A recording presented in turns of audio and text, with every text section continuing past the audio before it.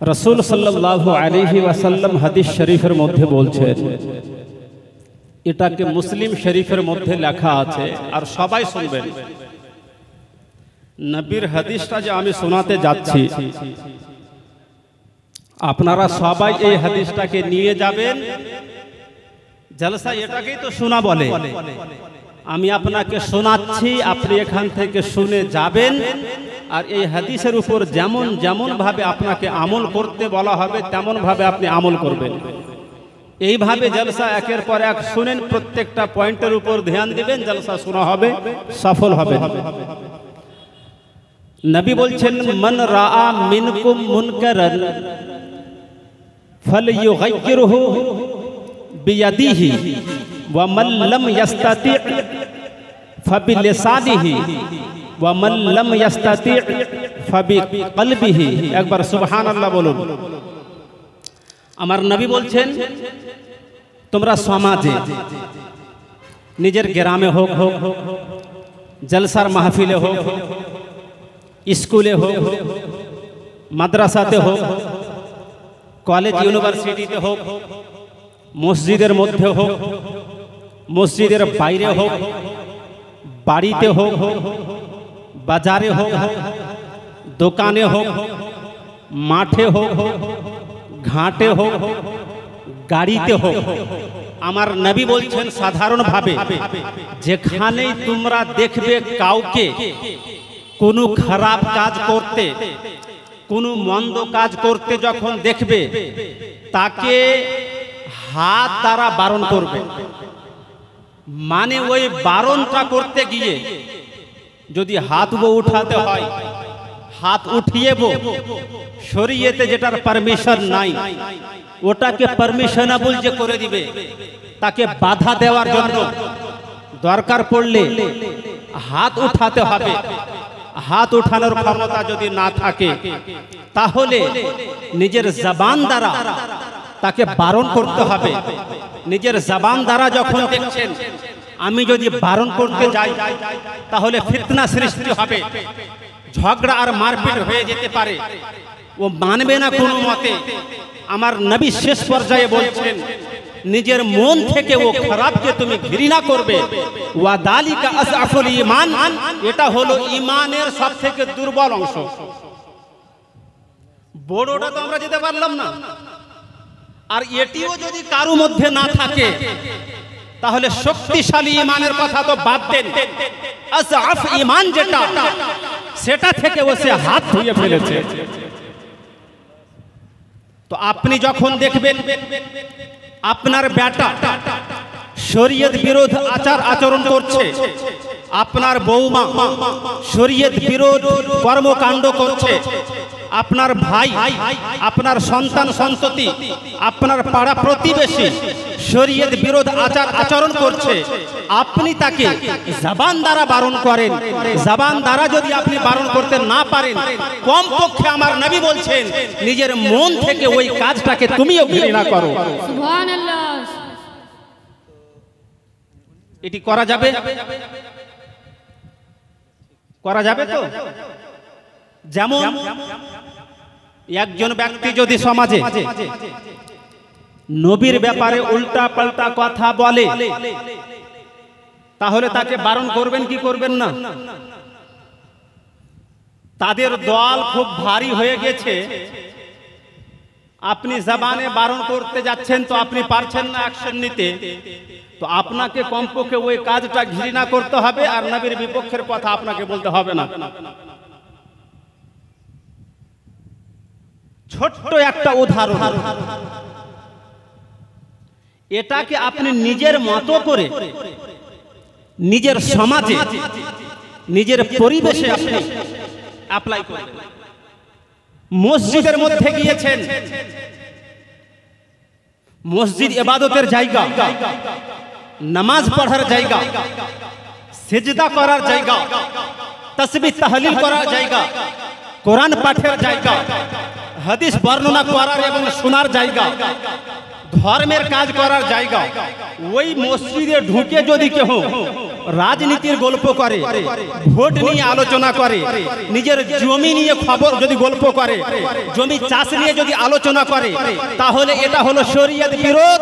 কারণ দুনিয়ার কথাবার্তার পারমিশন মসজিদে নাই। মসজিদে গিয়ে ইবাদত বাদ দিয়ে কেউ যদি দুনিয়ার গল্প গুজব করে, আমার নবী বলেন এমন ব্যক্তির ইবাদত পুড়ে এমনই রাই ছাই হয়ে যাবে, যেমন আগুন কুরাটকে পুড়িয়ে ছাই করে দেয়। সুবহানাল্লাহ, সুবহানাল্লাহ। তাহলে এমন যখন আপনি দেখবেন নিজের মসজিদে যে দুনিয়ার কথা এখানে বলছে, ভোটের কথা এখানে বলছে, জমি চাষের কথা এখানে বলছে, নবীর হাদিস অনুযায়ী আপনাকে নিজের জবান দ্বারা বারণ করতে হবে। কারণ এটা মন্দ, এটা শরীয়তে পারমিশন নাই। যদি আপনি বারণ করতে যাচ্ছেন তো আপনাকে মেরে দিবে, আপনার কথা শুনবে না। তাহলে কমপক্ষে আপনাকে এই কাজটা ঘৃণা করতে হবে, আর নিজে আপনি মসজিদে দুনিয়ার কথা বলবেন না। আর কি হতে পারে? এই রকমই আপনি সমাজে দেখবেন, যেখানে যেখানে শরীয়ত বিরোধ কাজ হচ্ছে, আপনি যদি মনে করেন ও করছে করুক, আমার কি, আমার কি যদি হতো, তাহলে নবী কেন বললেন যে এটাও ঈমানের অংশ?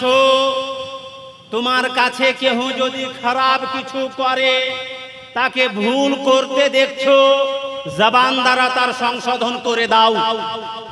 আমার নবী ঈমানের অংশ কেন বললেন?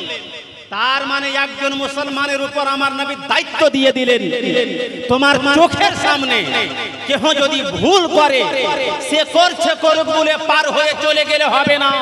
আমার নবী যখন বলেছেন তাকে জবান দ্বারা বারণ করো, আপনাকে আগে জবান দ্বারা বারণ করার চেষ্টা করতেই হবে। সুবহানাল্লাহ, সুবহানাল্লাহ। যদি আপনি এটা বলে পার হয়ে যান কি ও করছে করুক, আমার দেখার কিছু নাই, তাহলে এর জবাবদেহিও আপনাকে ময়দানে মাহশরে করতে হবে। কারণ নবীর আদেশকে আপনি পালন করেননি। এই জন্যই কর্তব্য হবে আমাদের সবার, সমাজ সংস্কার করার জন্য আপনার সবাইকে দায়িত্ব নিয়ে নিতে হবে। ইনশাআল্লাহ দেখবেন ধীরে ধীরে সমাজ আমাদের কুসংস্কার মুক্ত হয়ে উঠবে, সুন্দর সমাজ আমাদের গড়ে উঠবে, ইসলামিক সমাজ গড়ে উঠবে। আমাদের ইসলাম সভ্যতা শিখিয়েছে, আমাদের মধ্যে মুসলমানদের মধ্যে কেন অসভ্যতা ঢুকে আসবে? সুবহানাল্লাহ, সুবহানাল্লাহ। আজকে কেউ যদি মোবাইলের কথাকে শুনে আপনার গ্রামে দিন চর্চা করে, কথাটা যদি শরীয়তে না থাকে, শরীয়ত বিরোধ হয়, তাহলে যে শরীয়ত বিরোধ চর্চাটা করছে সমাজে, ওকে বারণ করতে হবে কি হবে না? নবীর হাদিস অনুযায়ী যদি বারণ করতে হয় তাহলে একটু হাত উঠান তো, একটু হাত উঠান, বারণ করতে হবে কি হবে না? আপনারা করবেন তো বারণ? নিত্য নতুন এখন কথা আসছে, আজকে যদি আপনি বারণ না করেন তাহলে সমাজে এমন ভাবে এই মন্দগুলো ছড়িয়ে পড়বে, পরে আপনি যখন বারণ করতে যাবেন তখন আপনি বারণ করেও বারণ করতে পারবেন না। কারণ মৌলবীর অভাব নাই, দিনের পর দিন মৌলবী বাড়ছে, নিত্য নতুন ফতোয়া বের হচ্ছে, যেটা বাপ দাদা আমাদের দেখেনি, 14 গোষ্ঠীতে প্রমাণ নাই, যেটা 1450 বছরের ব্যবধান নবীর যুগ থেকে শুরু করে আজ অবধি যার প্রমাণ নাই, যেগুলো হারাম ওটাকে হালাল বলে চালিয়ে দেওয়া হচ্ছে সমাজে, আর যেগুলো হারাম ওটাকে হালাল, আর যেগুলো হালাল ওটাকে হারাম বলে চালিয়ে দেওয়া হচ্ছে। এই যে 1450 বছরের ব্যবধান, এর মধ্যে যেটা ছিল না, উদ্ভট একটা ফতোয়া দিয়ে দিল, আর ওর উদ্দেশ্য এর পিছনে যেন মানুষ আমাকে চিনতে পারে। একজন ব্যক্তি মুক্তি পাস করে আসলো, তো ওর কাছে কেউ ফতোয়া নিতে আসে না, কারণ ওকে চিনহে না কেউ। বসে বসে বেচারা 1 বছর 2 বছর যখন পার হয়ে গেল, ও চিন্তা করতে লাগলো কোনো একটা রাস্তা বের করতে হবে, না হলে মুক্তি পাস করা আমার বেকার। ফতোয়াই নিতে আসছে না মানুষ, জানতেই পারলো না অমুকের বেটা মুক্তি হয়েছে। তো ও রাগেতে করলো কি, যেন ওকে চিনতে পারে, হুট করে ও ফতোয়া দিচ্ছে, মানে এমন ফতোয়া যেন সবাই চিনতে পারে ওকে। ও জানে কি দিন রাত 24 ঘন্টার মধ্যে 5 ওয়াক্তের নামাজকে আল্লাহ ফরজ করেছেন। ইন্নাল্লাহা ফারাদা খামসা সালাত ফি কুল্লি ইয়াউম ওয়া লাইল, প্রত্যেক দিনে রাতে 5 ওয়াক্তের নামাজকে আল্লাহ ফরজ করেছেন, বুখারীর হাদিস। আর আমাদের মধ্যে হাদিসটা না জানলেও মুখে মুখে আমরা জানি দিন রাত 24 ঘন্টাতে 5 ওয়াক্তের নামাজ। ও হুট করে ফতোয়া দিল কি না, দিন রাত 24 ঘন্টার মধ্যে 4 ওয়াক্তের নামাজ ফরজ, আর 5 ওয়াক্তের যেখানে কথা বলেছে ওখানে জানাজার নামাজকে উল্লেখ করা হয়েছে। মানে কোনো গ্রামে যদি জানাজা হয়ে যায় তো ওই নামাজটাকে ধরে 5 ওয়াক্তের পড়তে হবে। ফতোয়াটা ভুল হলো কি হলো না? ফতোয়াটা ভুল হলো তো। ওই মুফতিও জানছে এই ফতোয়াটা ভুল, এই ভুল ফতোয়া জেনে বুঝে দিল। কারণ আমি যদি এই ভুল ফতোয়াটা দিই তো কোন মুফতি এই ফতোয়া দিয়েছে, হে ধর শালাকে ধর, মারবো তাকে, বলবে না? গালি গালাজ করবে কি করবে না? বলে যতই গালি দিক, যতই খারাপ কমেন্ট লিখো আমাকে, কমপক্ষে আমার চর্চাটা হবে, চিনতে তো পারবে। সবাই যখন চিনে যাবে তো তওবা করে নিব। তো এই রকম হয়েছে আজকালকার যুগ। যতদিন পর্যন্ত এই যে দেখেন লোক জয়টা তয়টা, তার চাইতে বেশি মোবাইল।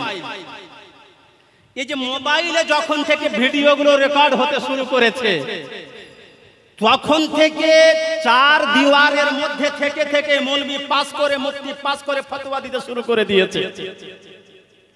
ওর ঘরের দরজার বাইরে ওকে জানে না কেউ, কোনোদিন কোথাও পড়তে যায়নি।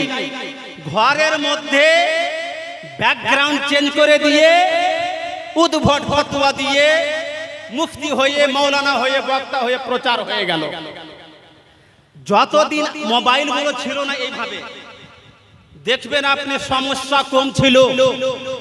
যখন থেকে মোবাইল হয়েছে সমস্যা কিন্তু বেড়ে গিয়েছে। কোনটা ঠিক কোনটা ভুল? কেন আপনার গ্রামে কোরআন নাই? আপনার গ্রামে বুখারী শরীফ নাই? আপনার গ্রামে কি আলেম নাই? হাদিসের কোন এমন কিতাব আছে যেগুলো আপনার এলাকার মাদ্রাসাতে পড়ানো হয় না? তাফসীরের কোন এমন গ্রন্থ আছে যেটা আপনার এলাকার মাদ্রাসাতে পড়ানো হয় না? ফিকহের কোন কিতাব আছে যেটা আপনার মাদ্রাসাতে পড়ানো হয় না? নবীর যুগ থেকে শুরু করে আজ অবধি ইসলামের কোন ইতিহাস আছে যেটা আপনার মাদ্রাসাতে পড়ানো হয় না? কোন এমন বিধান আছে যেটার শিক্ষা আপনার মাদ্রাসাতে দেওয়া হয় না? আরে সব কিছু তো শিক্ষা দেওয়া হয়। এখান থেকে আলেম বের হয়, এখান থেকে ফাজিল বের হয়, এখান থেকে 30 পারার হাফেজ বের হয়, এখান থেকে কারিয়ে কোরআন বের হয়, এখান থেকে মুহাদ্দিস বের হয়, এখান থেকে মুফাসসির বের হয়, এখান থেকে আপনার মুহাদ্দিস বের হয়, মুফতি বের হয়। এরা ধর্ম চর্চা করছে, মানুষকে আলেম বানাচ্ছে, মুফতি তৈরি করছে, বক্তা তৈরি করছে। আর কোনটা হালাল কোনটা হারাম এটা জানার জন্য বাংলাদেশের মৌলভী সাহেবের ভিডিও আপনাকে দেখতেই হবে, তার বক্তব্য আপনাকে শুনতেই হবে।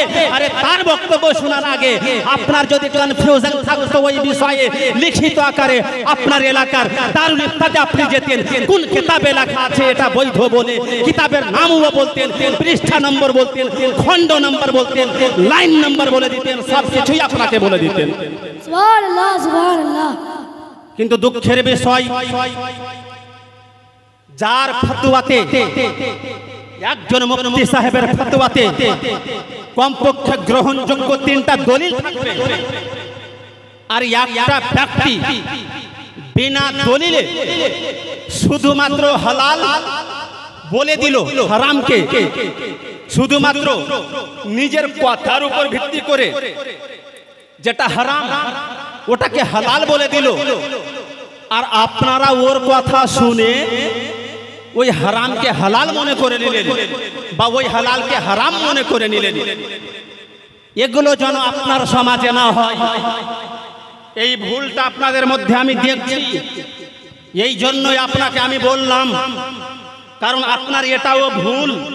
আমার নবী যে হাদিসে বলেছেন, সমাজের মধ্যে ভুল যদি কিছু দেখো তাহলে জবান দ্বারা ওটাকে সংশোধন করার চেষ্টা করবে।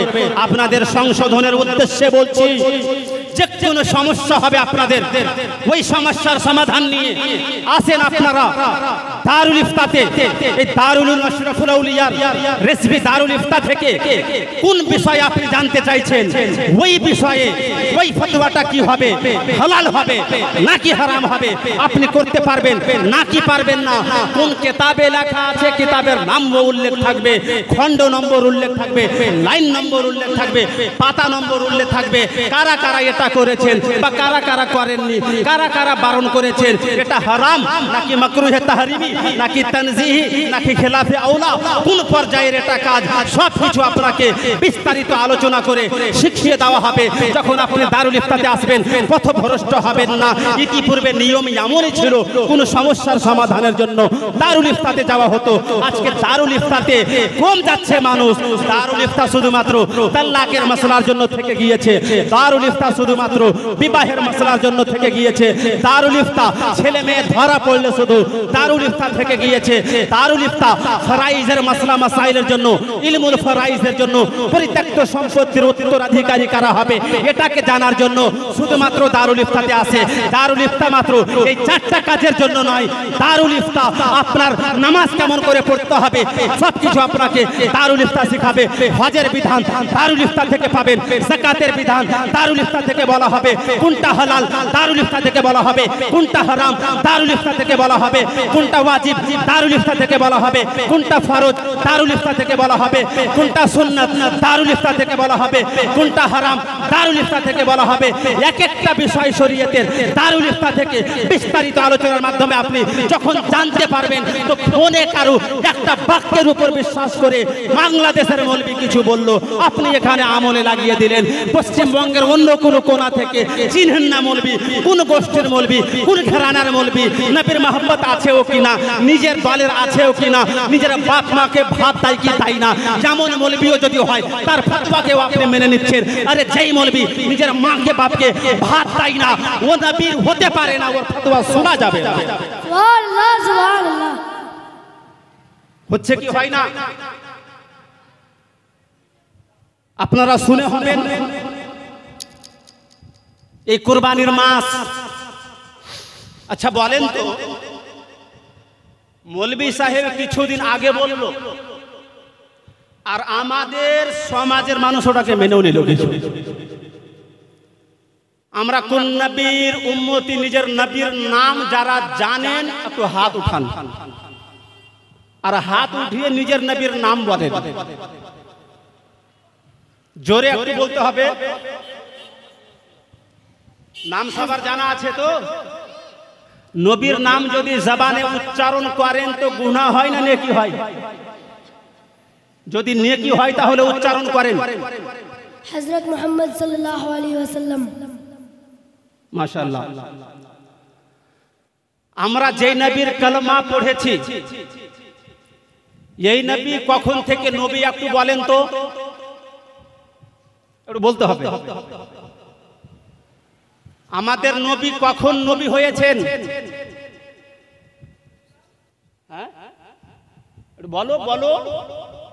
আমি এটা এই জন্যই জানতে চাইছি, কারণ কতটা আপনার এই যে ভাইরাস আপনার মধ্যে কতটা ঢুকেছে আর কাকে কতটা পরিবর্তন করেছে।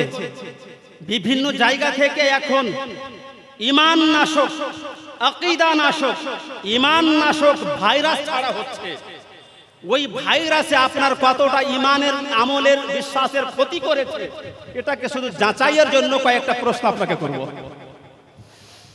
যেই নবীর কালেমা আপনি পড়ছেন, এই নবী কখন থেকে নবী?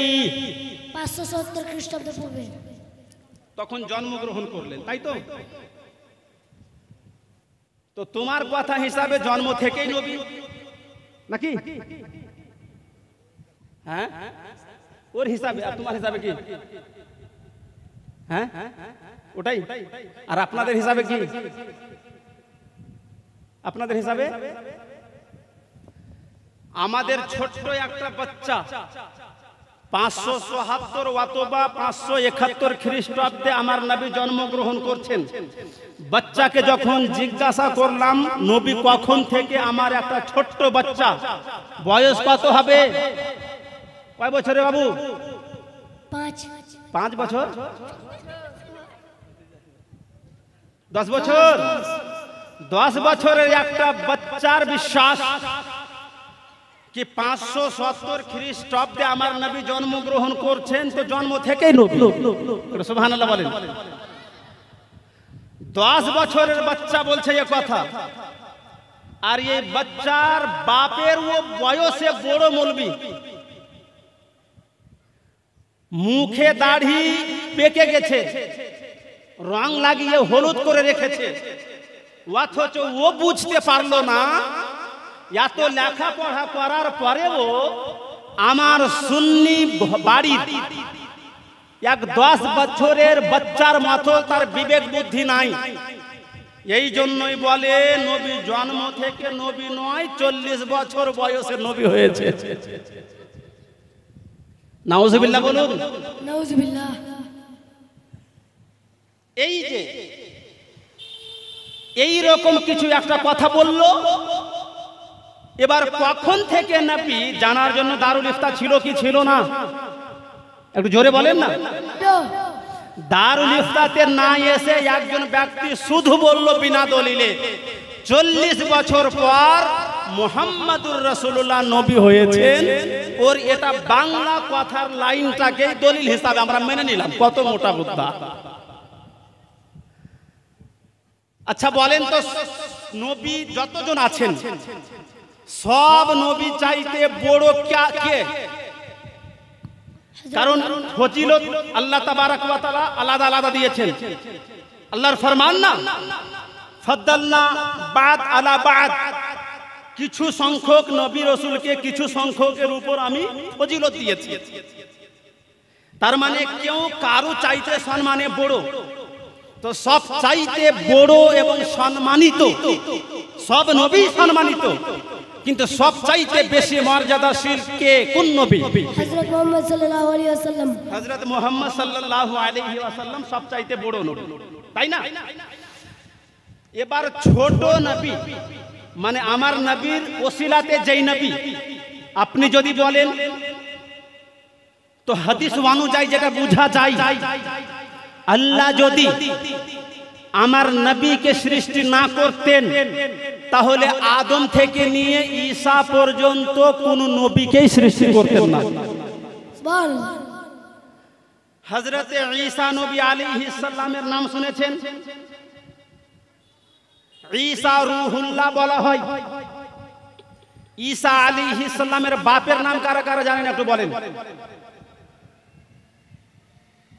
জানেন কেউ? না। কেন?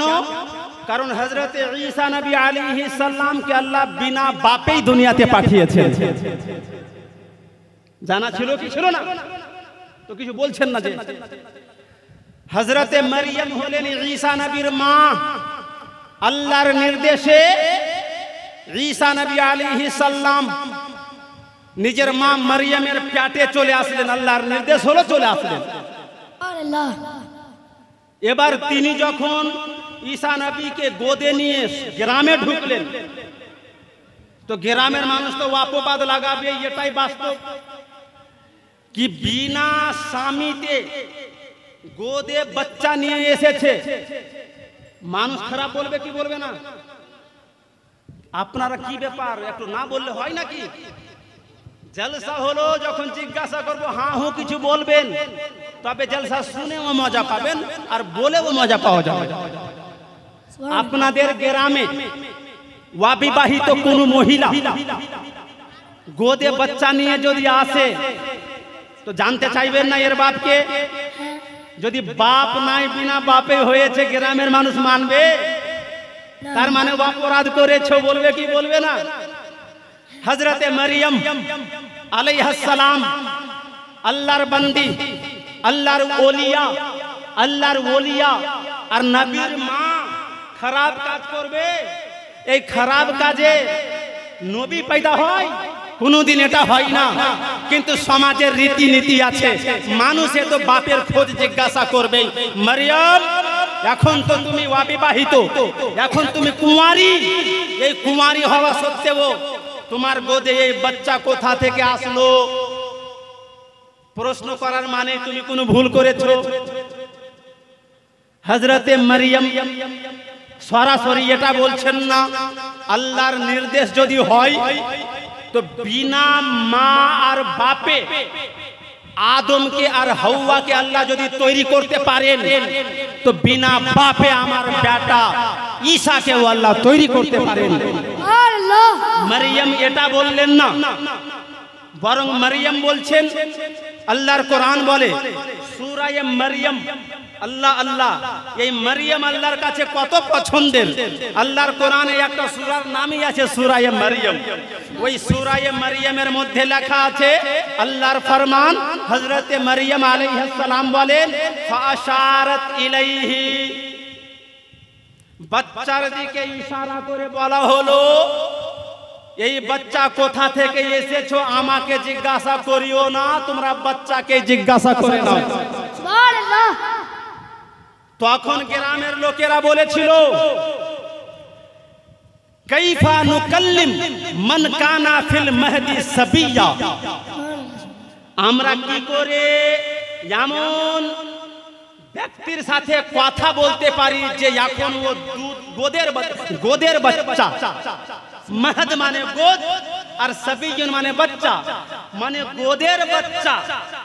যে গোদের বাচ্চা মানে দুধের বাচ্চা, দুধ খাওয়া বাচ্চা। এই ছোট্ট বাচ্চার সাথে আমরা কি করে কথা বলবো, আর ওই বা কি করে আমাদের সাথে কথা বলবে?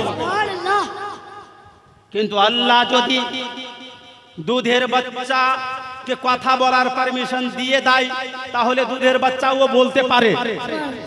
আর এই দুধের বাচ্চা যেমন তেমন বাচ্চা নয়, আল্লাহর নবী। আল্লাহর কোরআন বলছে, ক্বালা ইন্নী আবদুল্লাহি আতানিয়াল কিতাবা ওয়া জাআলানি নাবিয়্যা। সুবহানাল্লাহ, সুবহানাল্লাহ। আল্লাহর কোরআন বলছে, এই গোদের বাচ্চা হযরতে ঈসা বলছেন, যখন তার মাকে জিজ্ঞাসা করা হয়েছিল কোথা থেকে আসলো, মা যখন বলেছিলেন জিজ্ঞাসা করে নাও এই বাচ্চাকে, বাচ্চা কোথা থেকে এসেছো, তখন ওই বাচ্চা অবস্থায় হযরতে ঈসা বলেন, ইন্নী আবদুল্লাহি, আমি আল্লাহর বান্দা, আল্লাহর বেটা নয়, আল্লাহর বান্দা। ইন্নী আবদুল্লাহ বলে যারা ঈসাই, তাদের রদ এখানে করা হয়েছে। যারা ঈসাকে সন অফ গড বলে বিশ্বাস করে, তাদের এখানে রদ করা হয়েছে। এখানে তাওহীদ শিক্ষা দেওয়া হয়েছে। আল্লাহ যে বলেছেন, কুল হুয়াল্লাহু আহাদ আল্লাহুস সামাদ লাম ইয়ালিদ ওয়া লাম ইউলাদ ওয়া লাম ইয়াকুল লাহু কুফুয়ান আহাদ। আল্লাহ একক, আল্লাহর জোড়া কেউ নয়, আল্লাহ কারো বাপ নয়, আল্লাহর কোনো বেটা নাই। হযরতে ঈসা নবী বলছেন, ইন্নী আবদুল্লাহ, আমি হলাম আল্লাহর বান্দা, মানে আল্লাহর বেটা নয়। তার আগে বলছেন আতানিয়াল কিতাব, আল্লাহ আমাকে কিতাব দান করেছেন, ওই কিতাবের নাম হলো ইনজিল শরীফ। বলুন সুবহানাল্লাহ। ওয়া জাআলানি নাবিয়্যা, এবং আল্লাহ আমাকে নবী করে পাঠিয়েছেন। বলুন সুবহানাল্লাহ। এখানে আপনি চিন্তা করেন, যেই বদমায়েশেরা নবীর ফজিলতকে সহ্য করতে পারছে না, আরে তুমি যতই চেষ্টা করো নবীর ফজিলতকে তুমি মিটাতে পারবে না, নবীর মর্যাদাকে তুমি মিটাতে পারবে না। কারণ এই ফজিলত নবীকে তুমি দান করোনি, এই মর্যাদা নবীকে তুমি দান করোনি। আরে তোমার বাড়ির চারাক যদি থাকে, তুমি জ্বালাবে, তুমি নিভিয়ে দিতে পারবে। আল্লাহর জ্বালানো সূর্যকে তুমি নিভাতে পারবে না। অনুরূপ নবীকে মর্যাদা তুমি দান করোনি, আমার আল্লাহ দান করেছেন। ওই নবীর মর্যাদাকে তুমি যতই নবীর বিপক্ষে কথা বলো, মিটাতে পারবে না, ঘটাতে পারবে না, কমাতে পারবে না, কিঞ্চিত পরিমাণেও। কোরআন পড়ে অথচ বলে 40 বছর পরে নবী নবী হয়েছে। আরে ছাপা মৌলভী সাহেব, তুমি একদিকে বলছো নবী আখেরি নবী নবী মুহাম্মদুর রাসূলুল্লাহ সাল্লাল্লাহু আলাইহি ওয়াসাল্লাম সমস্ত নবীদের সরদার, আমার নবী হলেন ইমামুল আম্বিয়া, সমস্ত নবীদের ইমাম, সমস্ত নবীদের সরদার, সমস্ত নবী থেকে মর্যাদাতে বড়। আর যেই নবী সমস্ত নবী থেকে বড়, ওকে তুমি বলছো 40 বছর পরে নবী হয়েছে, আর এই নবীর ওসিলাতে ঈসা নবী হচ্ছেন, উনি মায়ের গোদে আছেন। আল্লাহর কোরআন সাক্ষী দিচ্ছে, আল্লাহর কোরআন সার্টিফিকেট দিচ্ছে হযরত ঈসা নবী মায়ের গোদের বাচ্চা হয়ে কথা বলছেন আর বলছে ওয়াজআলানি নবিয়্যা, আমাকে আল্লাহ নবী করে পাঠিয়েছে। আরে ঈসা যদি মায়ের গোদে নবী হতে পারেন, তো আমার নবী তখন ও নবী ছিলেন যখন আদমও ছিলেন না। সুবহানাল্লাহ। কথা বুঝতে পারেননি? এই প্রশ্নটাই তিরমিজি শরীফের হাদিসের মধ্যে আছে।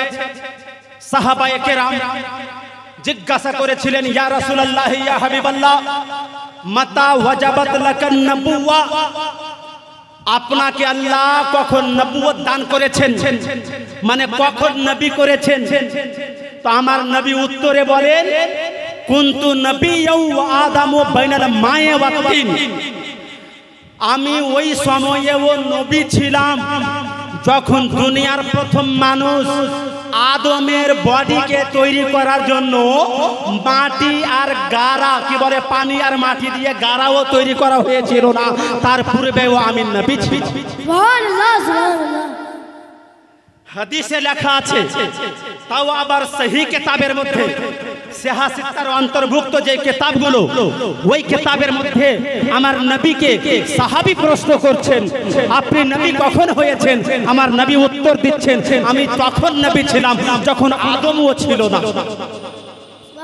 আল্লাহর কোরআন বলছে মুহাম্মাদুর রাসূলুল্লাহর সাদকা পেয়ে ঈসা নবী মায়ের গোদে বলছে, আমি নবী হয়েই এসেছি, আল্লাহ আমাকে নবী করে পাঠিয়েছে। আর মোটা বুদ্ধা বলছে নবী আমার নাকি 40 বছরের পরে নবী হয়ে। সুবহানাল্লাহ। যুক্তি কি দিচ্ছে? বলে কোরআন 40 বছর বয়সে নাজিল হয়েছে। আচ্ছা, কোরআন নাজিল 40 বছর বয়সে হলো, তার আগে হয়নি, তো এটা এই বিষয়ের দলিল নয় যে সে নবী ছিলেন না। 40 বছর বয়সে কোরআন নাজিল মানে আমার নবী যে আগে থেকেই নবী, ঈসার পূর্বে নবী, ইব্রাহিমের পূর্বে নবী, মুসার পূর্বে নবী, আপনার কি বলে আদমের পূর্বে নবী, সবকিছুর আগে যখন আমার নবী নবী ছিলেন, তো এই নবী হওয়াটাকে আমার নবী 40 বছর বয়সে প্রকাশ করেছেন। সুবহানাল্লাহ, সুবহানাল্লাহ। আল্লাহু আকবার। ইয়া রাসূলুল্লাহ, ইয়া আলী জিন্দাবাদ। আল্লাহু আকবার। ইয়া রাসূলুল্লাহ।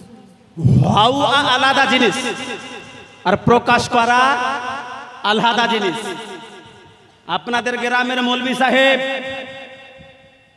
লেখাপড়া করে ভালো ডিগ্রি অর্জন করে আলেম মুফতি পাস করে বাইরে 5 বছর সেবা করে যখন গ্রামে আসবে, তো 5 বছর পর মানুষ জানতে পারবে, কারণ প্রকাশটা এখন হলো, কিন্তু হয়ে গেছে আগে।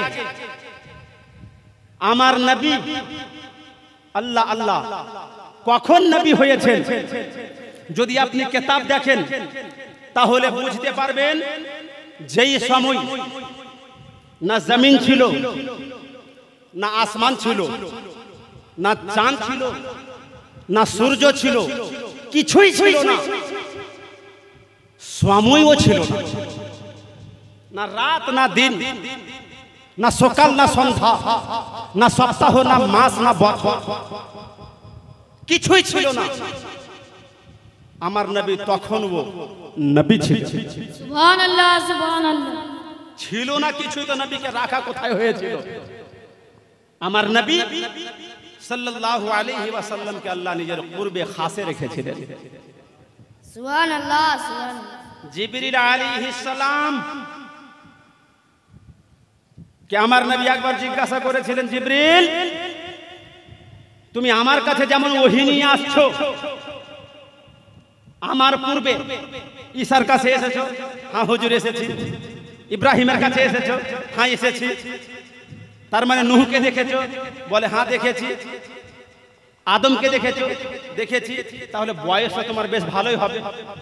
বলে হ্যাঁ হুজুর বয়স কতটা যে আমার আছে এক্সাক্ট আমি বলতে পারবো না, তাহলে একটা আমি ধারণা দিয়ে দিব যে আমি আরশের নিচে, কারণ আসমানও বলা যাবে না, কারণ তখন আসমানও ছিল না, আকাশও ছিল না। আরশের নিচে একটা তারাকে, একটা তারা চমকাতো, একবার চমকাতো ৭৭,০০০ বছর, আবার আর চমকাতো না, ডুবে থেকে যেত। ওই তারাটা যেটা একবার চমকাতো আর ৭৭,০০০ বছর পর আবার একবার চমকাতো, এই তারাকে আমি ৭২,০০০ বার দেখেছি চমকাতে। সুবহানাল্লাহ সুবহানাল্লাহ। আমার নবী তখন উত্তরে বলেন, জিবরিল তুমি এটা ভাবিও না কি আমার বয়স খুব বড়, শুনো আনা যালিকাল কাওকাব, ওই তারাটা অন্য কেউ ছিল না, আমি নবী মুহাম্মদুর রাসূলুল্লাহ ওই তারা ছিলাম। সুবহানাল্লাহ।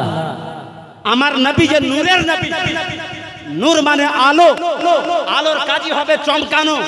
আল্লাহ যে আমাকে হাবিব বানিয়েছেন, আল্লাহ যে আমাকে বন্ধু বানিয়েছেন, তো আল্লাহর শুকরিয়া আদায় করার জন্য আমি সিজদাতে চলে যেতাম। সুবহান রাব্বিয়াল আলা, সুবহান রাব্বিয়াল আলা। আল্লাহ তাসবিহ পাঠ করতে করতে ৭০,০০০ বছর পর্যন্ত সিজদা অবস্থায় থাকতাম। তারপরে আমি ৭০,০০০ বছর পর মাথা উঠাতাম, আমি নূরের নবী, আমি চমকে যেতাম, আমার নূরকে তুমি দেখে দেখে। সুবহানাল্লাহ। নারে তাকবীর, আল্লাহু আকবার। নারে তাকবীর, নারে তাকবীর, নারে রিসালাত, নারে রিসালাত, নারে হায়দারি, ইসলাম মাসলাকে আলা হযরত।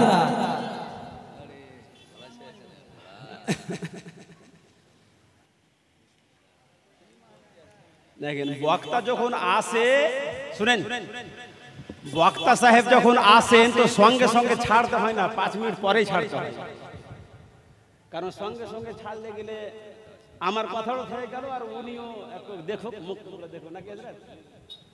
তো শেষ কথা যেটাই যে বলছিলাম, যে মোবাইলে ধ্বংস কি করে করে, আপনি তো এটা বুঝে গেলেন কি আমার নবী কখন থেকে নবী। ফতোয়া যখন নিতে আসবেন তো লাইন বাই লাইন কোরআনে লেখা আছে, ওগুলো বললাম না নাকি বলিনি? অনুরূপ হট করে একটা ফতোয়া আর দিয়ে দেওয়া হয়েছে। আমাকে সেদিন কুরবানির দিন এটা জিজ্ঞাসা করলো, কুরবানির গরু কাটতে কাটতে, মানে খবর আমাদের কানে নাই, তার আগে মোবাইল ওয়ালাদের কানে খবর, বলে গরুর অন্ডকোষ খাওয়া এটা চলবে কি? আমি বলি এই প্রশ্ন তো এর আগে কেউ করেনি, তুমি কেন করছো? বলে বাংলাদেশ থেকে নাকি কেউ বক্তব্য দিয়েছে, ফতোয়াটা দিয়েছে, বলে গরুর অন্ডকোষ খাওয়া এটা হালাল। শুনেন, এই জন্যই আমি বলছি যে মোবাইলের কথার উপর বিশ্বাস করিয়েন না। কে বলেছে বলে নামটা যখন জানলাম তো ওই লোকটাই বলছে, যে লোকটা বলছে নবী 40 বছরের পর নবী হয়েছে। মাথায় রাখবেন, দারুল ইফতারে যদি ফতোয়া জিজ্ঞাসা না করেন আর মোবাইলকে যদি দারুল ইফতার মনে করেন, আজকে আপনাকে অন্ডকোষ খাওয়িয়েছে, কালকে আপনাকে গরুর মুত খাওয়াবে। অন্ডকোষ নবী পছন্দ করেননি, 60টা জিনিসকে নবী আমার অপছন্দ করতেন, ঘৃণা করতেন। মুসান্নাফু ইবনে আব্দুর রাজ্জাক নামক কিতাবের 4র্থ খণ্ডের পৃষ্ঠা নম্বর 459 মধ্যে নবীর হাদিস পরিষ্কার ভাষাতে লেখা আছে যে 60টা জিনিসকে আমার নবী ঘৃণা করতেন। তার মধ্যে নর মাদা, পশুর গুপ্তাঙ্গ আর অন্ডকোষ, মূত্রথলি, রক্ত, পিত্ত, এগুলোকে আমার নবী ঘৃণা করেছেন। নবী যেটাকে ঘৃণা করবে নবীর উম্মতি ওটাকে পছন্দ করতে পারে?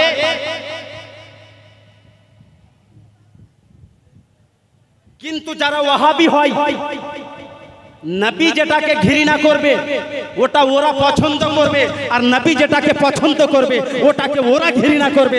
নবী আহলে বাইতকে পছন্দ করে, ওরা ওটাকে ঘৃণা করে। নবী সাহাবীকে পছন্দ করে, ওরা ওটাকে ঘৃণা করে।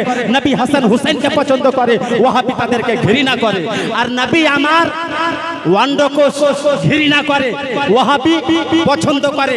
নবী আমার কি বলে পশুর গুপ্ত অঙ্গগুলোকে ঘৃণা করে, আর ওরা পছন্দ করে। দলিল কি দেয়? পশু যেটা হালাল ওর সব কিছুই হালাল, এমনকি তার চামড়া খাওয়াকেও তারা হালাল বলেছে। এখন প্রকাশ্যে আসেনি, তবে এই ফতোয়াগুলো তাদের কিতাব ফতোয়া আহলুল হাদিসে এটা লেখা আছে। তো আমার তো মনে হচ্ছে এই চক্রান্ত এমনিতে হয়নি। ইসলামী রাষ্ট্র কায়েম হয়েছিল, নবীর যুগ পার হলো, আবু বকর, ওমর, ওসমান, আলী, হযরত আমিরে মুআবিয়া, এই যে সাহাবায়ে কেরামদের রাষ্ট্র চললো। তারপরে যখন মুসলিম সাম্রাজ্য বিস্তার পেতে লাগলো, ইহুদিরা একটা চক্রান্ত চালিয়েছিল, মুসলমানদেরকে যদি দুর্বল করতে হয় তাহলে এদের হারাম খাবার খাওয়িয়ে দিতে হবে। তখন থেকে কৌশলে যেগুলো নবী পছন্দ করেনি এগুলো কি করে হালাল করা যায়, তখন থেকে তারা দলিল খোঁজ করতে শুরু করেছে।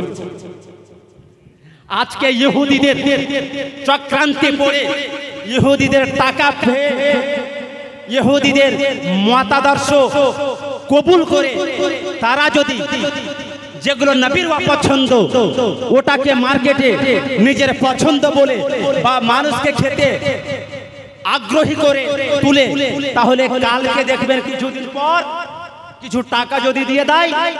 দিলীপ ঘোষের মতো মানুষ বলেছে গরুর মুখ খেলে নাকি অসুখ ভালো হয়, গোবর খেলে নাকি ব্রেন বাড়ে। দিলীপ ঘোষ ইহুদি আর আজকের ওয়াহাবি মৌলবীর মধ্যে পার্থক্য নাই। শুধু একটা জিনিস মাথায় রাখবেন, যেটা আমার নবী ওয়া পছন্দ করেছেন ওটা আমাদের পছন্দের হতে পারে না।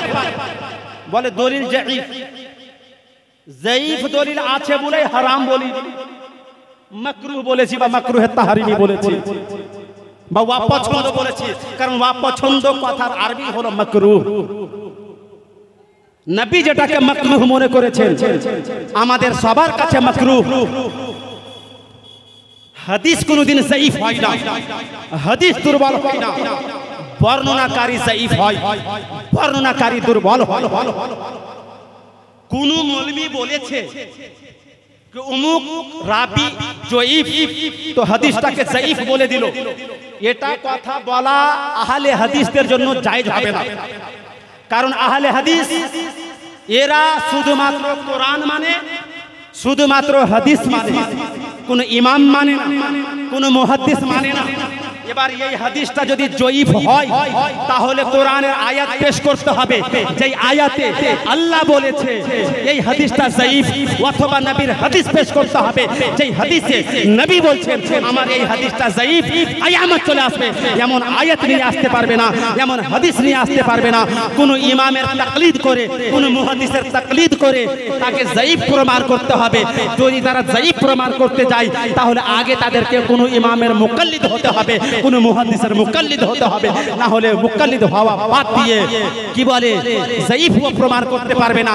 যখন তুমি মুকাল্লিদ হয়ে যাবা তাহলে আমরা যে মুকাল্লিদ ইমামে আজমের, তো কি বলে আমাদের ফিকহের সমস্ত কিতাবের মধ্যে এটাই লেখা আছে, আপনার কি বলে এই অন্ডকসম এগুলো হচ্ছে মাকরুহে তাহরিমি, এগুলো থেকে বেঁচে থাকবেন। আজকে এটা যে কথা তাদের পড়ে এটাকে যদি খেতে শুরু করেন, কালকে আপনাকে ওঝিড়ি খাওয়াবে, আপনার কি বলে লিঙ্গটাও খাওয়িয়ে দিবে, পায়খানার রাস্তাটাও খাওয়িয়ে দিবে, মুত গোবর সবই খাওয়িয়ে দিবে। আল্লাহ তাবারক ওয়া তাআলা এই ওয়াহাবি বদমায়েশ থেকে আমাদের সবার হেফাজত করুক। সবাই বলেন আমিন। আসসালামু আলাইকুম ওয়া রাহমাতুল্লাহি তাআলা ওয়া বারাকাতুহু।